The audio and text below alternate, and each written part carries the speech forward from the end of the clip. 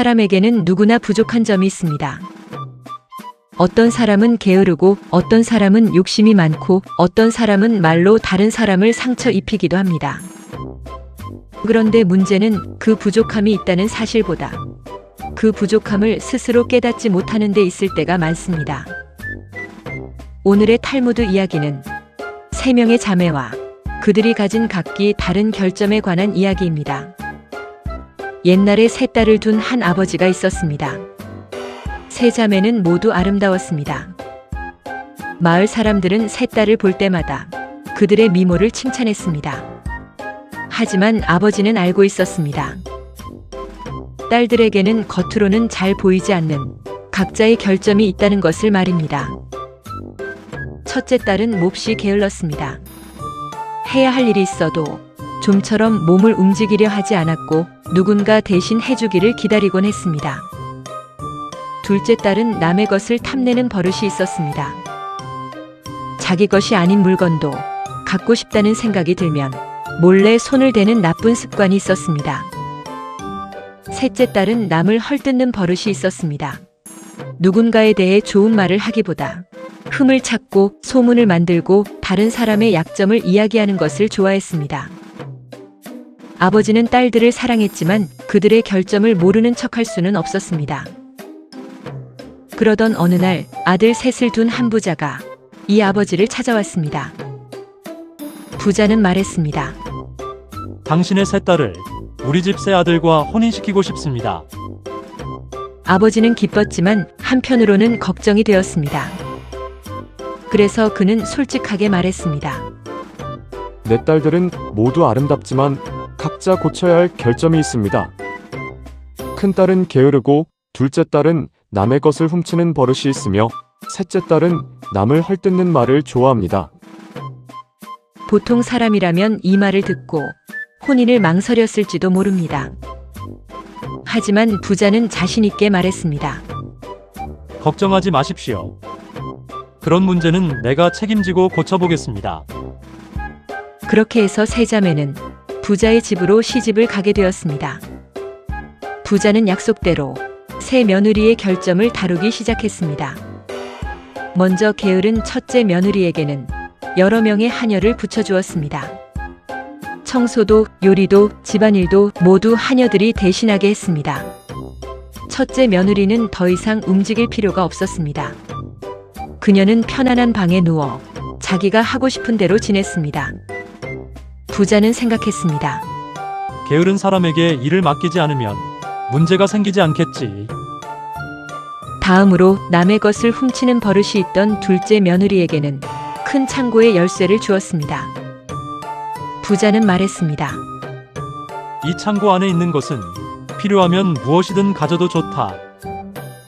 둘째 며느리는 더 이상 몰래 훔칠 필요가 없었습니다.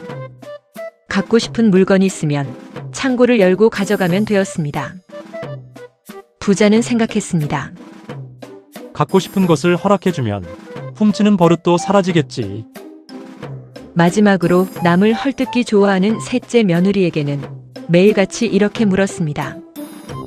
오늘은 무슨 이야깃거리가 있느냐? 누구에 대해 할 말은 없느냐? 셋째 며느리는 처음에는 이상하게 생각했지만 곧 시아버지가 자신의 이야기를 들어준다고 여겼습니다.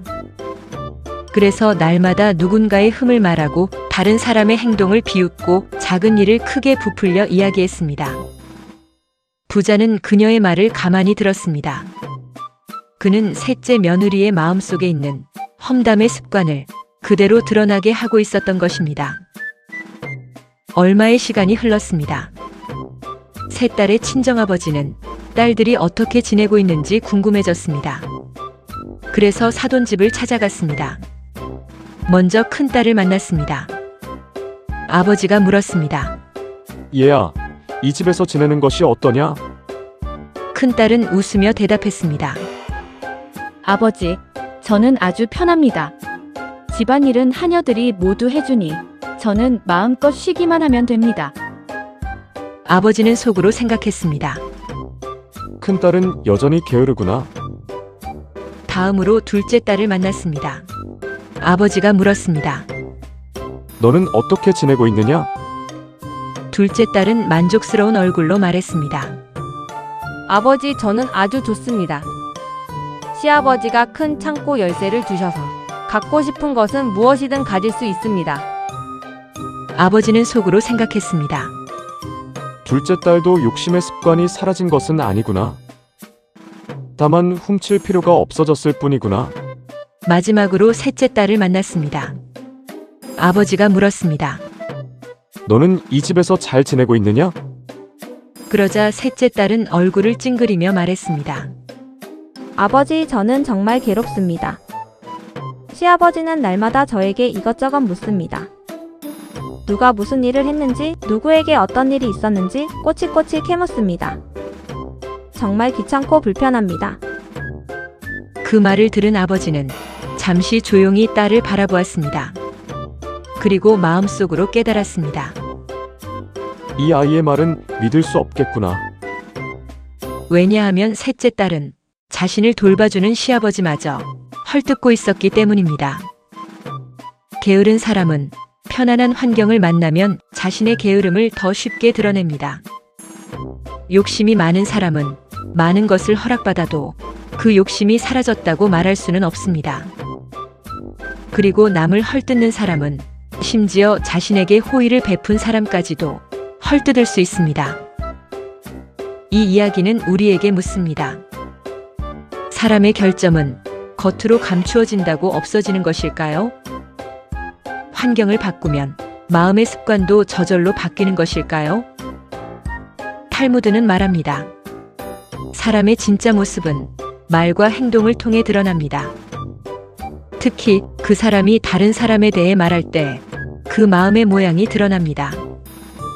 누군가를 자주 헐뜯는 사람은 언젠가 나에 대해서도 그렇게 말할 수 있습니다. 남의 흠을 즐겨 말하는 입은 결국 자기 마음의 모습을 보여주는 거울과 같습니다. 우리는 모두 부족한 점을 가지고 있습니다. 하지만 중요한 것은 그 부족함을 인정하고 고치려는 마음입니다. 게으름을 편안함으로 덮어도 게으름은 사라지지 않습니다. 욕심을 많은 물건으로 채워도 욕심은 사라지지 않습니다. 험담을 들어주는 사람이 생겨도 그 말의 습관은 더 깊어질 뿐입니다. 오늘의 이야기 3명의 자매는 우리에게 조용히 말합니다. 사람의 결점은 밖에서 감추는 것이 아니라 안에서부터 고쳐야 합니다. 그리고 말은 그 사람의 마음을 보여주는 가장 빠른 길입니다. 그러니 오늘 하루 내가 누군가에 대해 하는 말이 그 사람을 드러내는 말인지 아니면 나 자신을 드러내는 말인지 한번 생각해 보아야겠습니다. 탈무드 이야기 중 3명의 자매였습니다. 평강의 좋은 글 모음에서 또 만나요.